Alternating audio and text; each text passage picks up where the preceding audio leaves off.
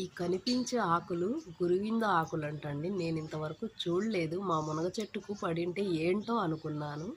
ఒకవేళ మీలో ఎవరైనా తెలియని వాళ్ళు ఉంటే మీరు కూడా చూసేయండి. అవి కాయలు తెంపి తుంచి చూస్తే తప్ప నాకు తెలియలేదు. కాయలు కూడా చిక్కుడుగా ఎలాగున్నాయండి. ఇప్పుడు మీకు కాయ తెంపి అందులో గురువిందలు ఉంటాయో లేదో వాటి కొమ్మ తెంపానండి. చూడండి, ఇలా ఉన్నాయి. అవి తెంపేంత వరకు నాకు తెలియలేదు. సో మీలో ఎవరైనా తెలియని వాళ్ళు ఉంటే చూసేయండి. ఆకులు అలా ఉంటాయి. పువ్వులు అయితే పింక్ కలర్లో కాసాయండి. చిక్కుడు పూత ఉంటుంది కదా, అలా పూసాయండి పువ్వులు.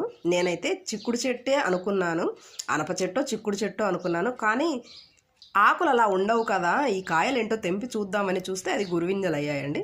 సో మీలో ఎవరైనా చూడని వాళ్ళు ఉంటే చూసేయండి. Thanks for watching.